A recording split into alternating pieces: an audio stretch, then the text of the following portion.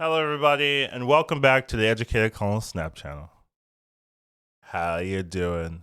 So today we're going to be talking about the July season pass cards. So this is going to be coming out real soon, and I just wanted to talk about these cards, their ideas, how they function, what you should be thinking about, and etc. Especially with the spotlight system, it's less of a I'll get these when I want them, and more of like you got to know the week of whether this is a card you want to invest your spotlight time into or not. So let's begin. So, first card, of course, we're going to be talking about is the season pass card that you buy with money, essentially. This one is Phoenix Force. It is a 5 energy 6 power card with the ability to revive one of your destroy cards and merge with it, and that card can move each turn. So this is a pretty interesting card because it has the ability to revive destroyed cards, which is a mechanic we haven't seen before. It does also have this vision-like aspect of being able to move each turn. So in a destroy deck, generally this is kind of just like a vision essentially that maybe has 8 power, maybe 9 if you hit like 3 power. It's unlikely you're going to be hitting like a really powerful card. I can see the synergy with Venom here, where if you aren't fully destroy aspect, you can use Venom to target a really big unit, get the power on the Venom, and then get that unit back with the Phoenix Force. So there's actually some pretty like obnoxious combinations that can be done. Another thing that I think this card could be used for is like a tech card, more of like a turn 6 tech, where Shang-Chi is really popular in the meta. And if you think your opponent is trying to win with a Shang-Chi bait, you can just wait until turn 6, let them Shang-Chi you, and then counter with a Phoenix Force to revive it. So that could be, it's like, it's the use case it ends up being more like standard in, but I do think they are designing this as like a vision for destroy, which is pretty interesting. It does have its use cases. Do I think you necessarily need to buy this? I mean, that does remain to be seen. And season pass, at least you have more freedom for waiting till like the end of the season if you want it. But it's not necessarily standing out to like, oh, you have to buy this. I definitely think you can probably do well without it. But it's just more synergy for destroy, and there seems to be a lot of destroy synergy coming up. Not in this particular season, but in the next couple of seasons, there are a lot of destroy stuff. So I can definitely see this being used. Next up, we have Jean Grey. So this is a 3 power, 3 energy card with the ongoing ability players must play their first card here each turn if possible.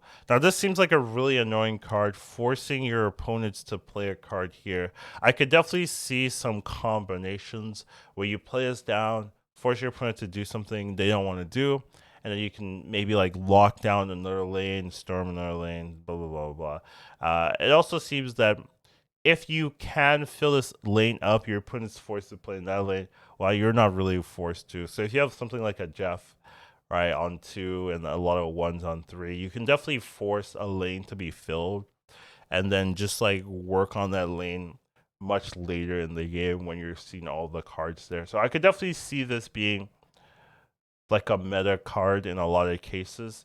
This like messing up your opponent's plan is such a strong effect that I can definitely see this being present in the meta moving forward.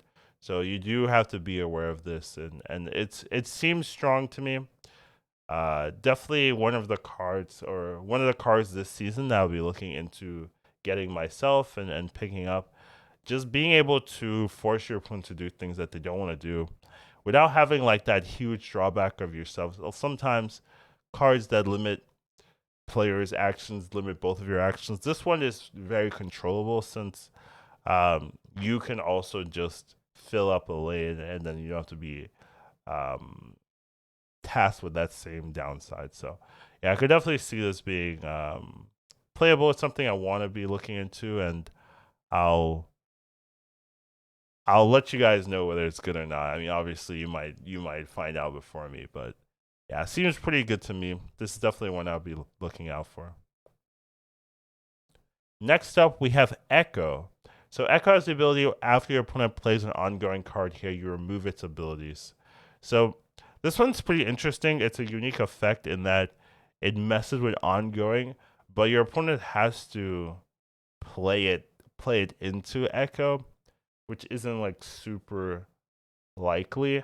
I would say like once you play the Echo down, then your opponents are not really going to be playing their ongoings into this lane. The upside is that it's cheap, and the turn you played might be the most important turn, right? So if you have priority and you can drop down the Echo and you think they're running an ongoing deck, maybe a Patriot, maybe a Iron Man or something, you can definitely mess that up and really ruin their strategies. But that does seem pretty hard. It's like Cosmo esque, right? You have to Cosmo their ongoing ability, which sometimes is doable. And I guess the upside is that the cost isn't super high, right? It's a one cost card with a Cosmo like effect, and if you can get the timing right, it's really good. The downside is twofold, right? There's not like that much ongoing. Um you can definitely fight a lot of decks without ongoing that matters. So that could be pretty bad. If you're fighting Shuri, they're happy, but likely you won't play this into a Shuri deck. And I mean, once it comes down, if you play it early, it can get killed. So it's not really a early presence, and it doesn't affect your ongoing. So you can't like, this isn't like another Shuron or anything like Sauron or anything like that. So it's just a pretty interesting tech card. I wonder how hard it is gonna be able gonna how hard it's going to be able to use this, since it just requires really good timing. But so does Cosmo in a sense, and Cosmo still played and still has good outcomes. So I'm not super sold on it, but I can see the idea coming out of it, and maybe it just becomes more meta than I think. But it's definitely not something super high on my radar. But I can see, I wouldn't be surprised if there are some decks that use this, but it's not something I'm likely expecting to see in the meta once the season rolls around. Next up, we have Legion. So this is a 5 energy, 7 power card with the on reveal. Replace each other location with this one. So off the bat, this just reminds me of Snow Guard, essentially. And we've seen how like weak or unplayable, not unplayable, but like how uninspiring Snow Guard is. There's just too many locations that don't work with cards like with location changers like this. So it it it is like a little bit better because it's almost what's it called? It's almost a Scarlet Witch esque effect in that you're changing a location that might be bad for you into one that might be better. The thing about Scarlet Witch though is it's a lot faster, it's a lot more flexible. You can combo with other cards to do a lot of big effects, and it doesn't require your whole turn. Where this one does, and I just don't see I would love someone to go and show what locations this could benefit you. Like, what are the actual locations? Because I really don't know off the top of my head that many locations where Legion just does a lot of work for you or does more. So a lot of times it's going to be a 5/7 that doesn't do anything. And that's just like not good enough, I would say, to really play. The one thing maybe you could see happening is but that wouldn't work either. Like if you go Storm, that wouldn't work, right?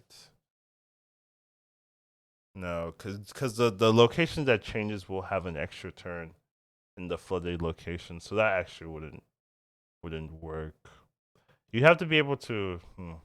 Yeah. Anyways, like the point is, I'm not seeing this one. Like this one, I think you can safely ignore. It just seems more memey than anything, and it's hard for me to think of, oh wow, this is amazing. So obviously with different locations this might get better, but right now it's very costly and not that inspiring. Next up we have and last up we have Mirage. So this copies the lowest cost card in your opponent's hand, gives it to into your hand, gives you +2 power. I could definitely see this being used in like a Dino deck, or anything like that. Kind of like a better Cable, in my opinion. I don't know. Cable just never really felt super premium to me. So if you are running Cable, this could be a replacement. You get some read into your opponent's hand, and you get a little bit extra power. So seems okay to me. Um, Other than that, I'm not really seeing this being like a tempo thing or like a generic use card. The downside is just that you don't get synergy for your deck, right? You're playing a 2/2, and then you get a card in your hand that you might not play. Because if your curve is like you have a 3 and a 4, like when do you play this? Unless you don't have late game, and then unless you're buffing a Dino or something, it's not really doing anything crazy. So there's not it's not omega strong. It's not like super crazy. It seems okay. I can definitely see some people running this and having some success with it, but it's not a card that changes how you play or changes the flow of the game. Like I don't think this is gonna win you a match. Essentially, if you're having a rough matchup, you playing this and getting like their Angela is not going to save you, right? So it's a interesting card, maybe better for Dino decks that can take advantage of the card draw. But other than that, I'm not really super sold on the power of this card or anything like that. So yeah, it almost like a Sentinel essentially, like in a sense, right? Yeah. I mean, it's an okay card, but I'm not sold on it. The real card that I'm really looking at is Jean Grey. I think if you're going to pick up one card this season, probably Jean Grey is the card that's going to stay relevant for the longest amount of time. Where Echo I can also see being valuable. If you really want that tech tool, I can see Echo being useful. Legion, no. And Miracle I can see if you're running Dino or you like that Dino style. But it's not like your Dino deck already works even without Mirage, so you don't really need it. It doesn't like fill a slot that wasn't being replaced before, wasn't being utilized before. It's just like here's an extra 2 if you don't like Sentinel or Cable or something. So yeah, definitely interesting. Phoenix Force. This one's gonna be hard to see. It's definitely one of the more unique cards. So I'm definitely interested to see my final thoughts later into the July season. But for now, those are the new cards for July. Which ones are you guys interested in? I think I'll get this. I'm not 100% sure, but I'm pretty sure I'll at least try to get Jean. And then Echo, maybe if I get lucky and I pull like Jean in the first spotlight, something like that, then maybe I'll look for Echo as well. But other than that, I don't really think I see Legion or Mirage being picked up. So overall, hope you guys enjoy it. Take care and have a wonderful rest of your day. Educated calling snap. Once you watch him, you won't go back. He'll teach you tomorrow, snap.